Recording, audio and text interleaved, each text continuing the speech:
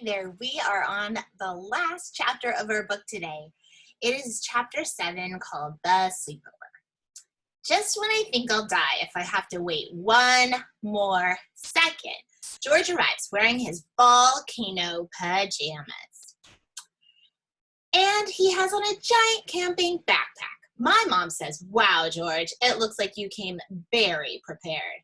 My parents said I could pack my bag by myself, says George. "How responsible of you," says my mom, giving me a look. "They were in a rush," he says. The bag is so big, George has to crawl up the stairs. I help push him up. When we reach my room, I ask, "What did you pack? What's in your backpack? Open it." George pulls out one very large thing. A rubber sleeping bag? No, it's a rubber raft. We can blow it up. "That's all you packed?" "I couldn't fit the oars," he says. "No clothes? No toothbrush? No underwear?" I ask him. "I only wear underwear on special occasions," says George. "Now guess why I brought this raft." In case my house has a big flood?" "Nope. Guess again."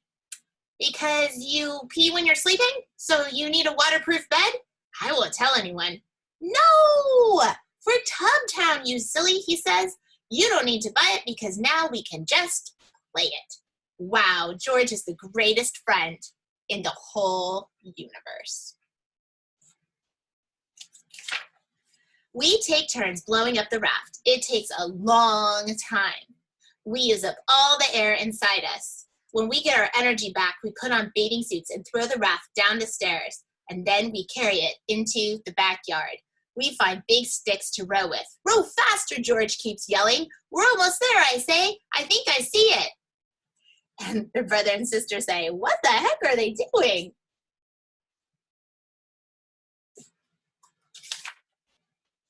All right, you ready to look at a picture? Okay, so Mrs. Gobblegrucker's up here and she's saying, "Home, sweet home." You can see Starletta and some of the shapes from before. Here's George and Dory, and here's Tubtown, remember? They're going there.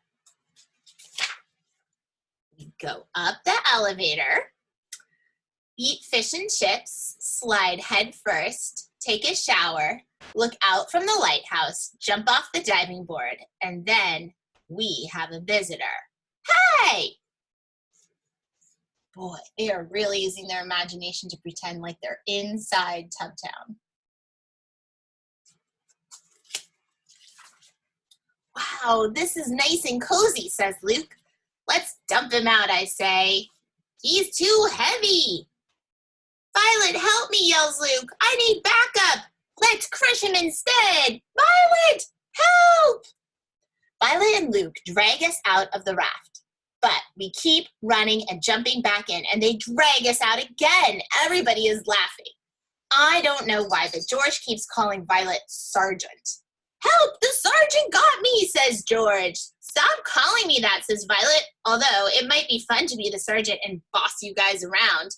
"Yes, boss us around, please," I beg. "Please, sergeant," begs George. "I know, let's play Army Boot Camp," says Luke. "Okay," says Violet, "I want 50 push-ups from each of you."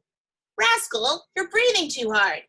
Then my mom calls from the window, "Violet, Anna's on the phone." Violet runs inside. We stop doing push-ups. I peek in the window and spy on Violet. I can't hear what she is saying, but she is smiling. I lie in the grass with Luke and George. "I guess this is the end of our game," says Luke. But then Violet comes back, blowing a whistle. Yay, we all cheer, the sergeant is back. She makes us do jumping jacks and run around the yard. After our warm-ups, the sergeant says we are ready for our first challenge. We have to make all the beds in the house. "No way, they don't make their beds in the army," I complain. "Of course they do," yells the sergeant. "We try really hard, but when the sergeant comes to inspect, she says we all failed. The sheets are not properly tucked." After dinner, we compete in our next challenge. It's called Who Has the Most Willpower, which means who can eat their chocolate pudding last. We all tie for last place. "I guess I'm the winner, even though I wasn't even playing," says the sergeant. So good. After our final challenge, an obstacle course in the backyard in the dark, we have an award ceremony. Violet made awards for everyone. I get 3rd place. Biggest beast. Luke gets 2nd place. Sweatiest. And George gets 1st place. The gold medal. That night, George and I stay up late and eat cookies, and nobody ever finds out.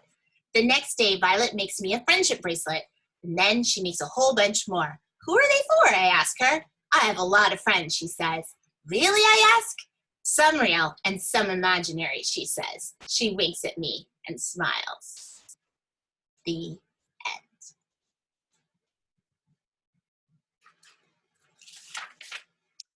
That is the end of this book. There's one last picture in the back, though. Dory says, can you see it? Says, ouch! What was that for? And Mary says, a love bite.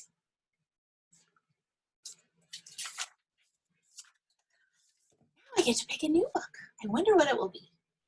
See you next time.